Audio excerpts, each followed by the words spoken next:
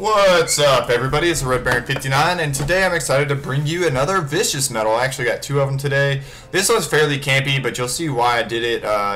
They started calling it streaks, and I don't tend to play with blind eye. I prefer to play with fast hands. It's just like my preference. I like to be able to reload while moving so that I don't really have to stop going places. But once I started calling in all the kill streaks, I kind of played a little defensively and campy to make sure I could get it. And I had already done pretty well against this same lobby of people for a while, so I had this good feeling that I was going to be able to drop it. I think my final score for this game is like 55-7 or something like that. It was a good game for me. I did really well. The only thing that sucked was, for whatever reason, like, after I get the Vicious Medal and die, we were really close to beating them the entire game. And then I started trying to really play OBJ once I died. I wasn't really worried about it once I got the Vicious Medal. I just wanted to get the medal. I don't care how many Unstoppables I get, to be honest. It's never really like a big deal for me. If I get a whole bunch of Unstoppables, that's all well and good. But obviously, too, like, this game is really on the very last leg of its life cycle, and I went ahead and bought the Taken King today.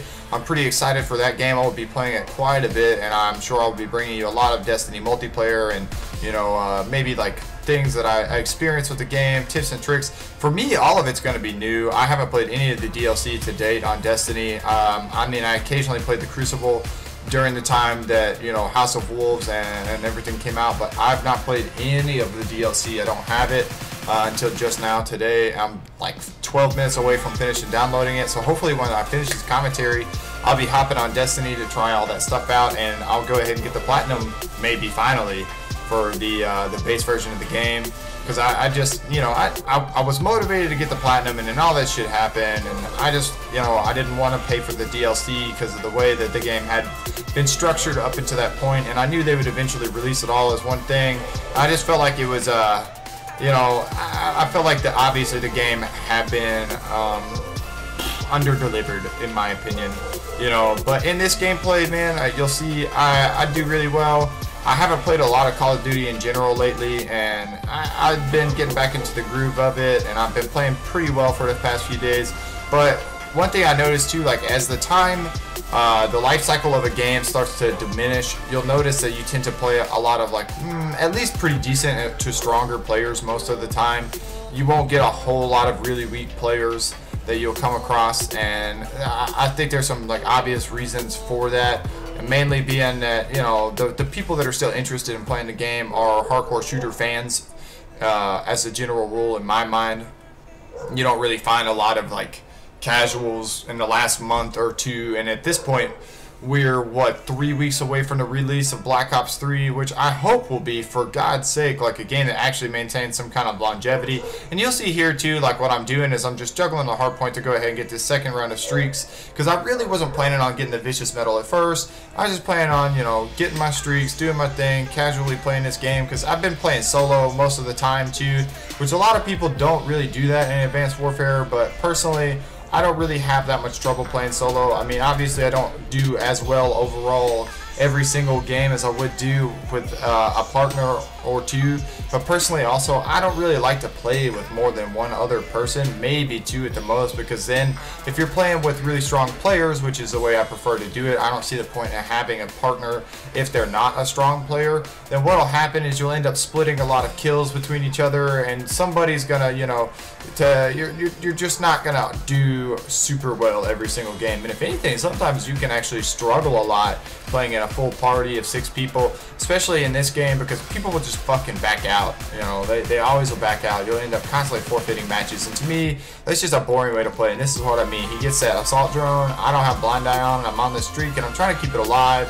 So I try to avoid this assault drone, and you'll see, like, he gets a care package. Warbird, I believe, also, and then, this is the problem with this game. That's probably the #1 thing, as I've said many times. Oh, it was a walker tank. But I don't really like is the way that they did the care package system, where, you can get free assault kill streaks with absolutely no, you don't even have to try it all to get them. At least in, other games, you had to get 500 points without dying. Like in this one, which that's not even hard. And in this one, it doesn't work that way. But anyway, I'm just curious, like, who's played the Taken King that's sub to this channel?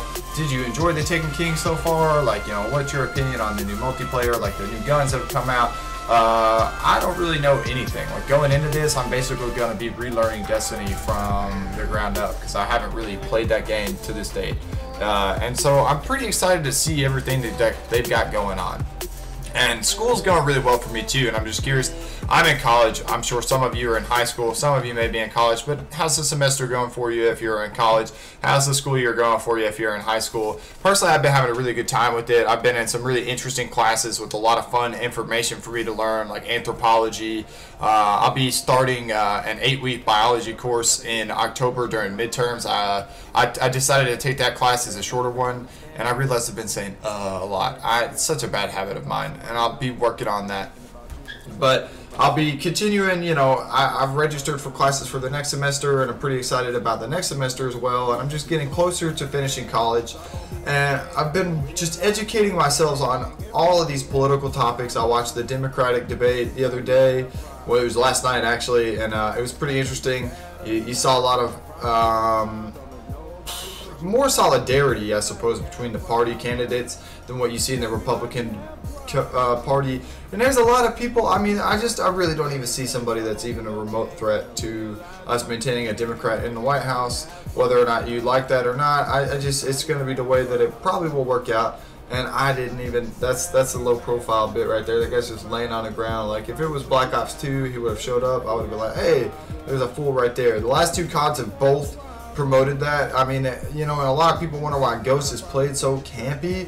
There's so many reasons, you know. It has nothing to do with the people that play it. You can't blame them for playing Ghost the way that they play it, because it's really the way Ghost was designed to be played. You know, there's a lot of suppressor heavy benefits in that game, and there's just a lot of reasons why a person would choose to play the game that way, especially because, again, there's no incentive to moving, because you don't have to have you know, you don't have to stay moving to stay off the radar. And a lot of the, I mean, at first they didn't even have any benefit to playing OBJ at all. You know, I don't mind a kill streak system if the kill streak system incentivizes objective gameplay in some manner to make it more likely that people will play the objective, which is basically essentially what the point system is. You know, you get a lot of points for killing people, but you get, oh, I never got destroyed. You get a lot of points at the same time, though, for playing OBJ in this game, and so you can actually get your streaks faster, do better, etc. But I'm just, you know, really excited for this year's list of shooters. You got Halo 5 coming out, which I will be buying an Xbox for. You also have Black Ops 3 coming out, the Rainbow Six game. You have the Tom Clancy's The Divide. You've got, you know, a lot of like more interesting survival horror-based type shooters that are even multiplayer. And there's Ark that'll be coming out, which will be really cool. That'll come to PlayStation at some point. They don't even have a release date for it, but I'm looking to get that game on PC anyway, honestly. And they, you know, you're supposed to get H1Z1 and DayZ sometime soon, but they still don't even have like a tentative release date for those games on console. So that could be as long as, you know, maybe next Christmas or something like that. There's no telling when we'll finally get those games. But there's a lot of new and exciting shooters coming out as well for console. I believe there's even a new Gears of War planned. I don't know anything about exact release dates or anything like that. But there's just a lot of stuff we'll be able to do here soon, which is exciting. Maybe this year's shooters will finally fix the drought that we've been experiencing, where, you know, there's not a lot of fun ones to play. You've also got Star Wars Battlefront, which the beta was interesting, but again, like I said the other day, I feel like there will be some issues with the game feeling empty when it comes out, and there's no single-player campaign, which for me, as I said before, I started out as a single-player guy. I've always enjoyed single-player games, and I've always enjoyed playing a good story campaign, and Star Wars, I figured, would have a good story campaign. We'll just have to see how it all shakes out. Anyways, yeah, this just concludes my commentary. I wonder what you guys think of the Taken King. Are you excited about seeing some gameplay from the Crucible, Iron Banner, etc.? And, you know, what do you think about this year's selection for games? It's a Red Bear 59 signing off. Drop like, a comment, and subscribe. I'll see you next time. Peace.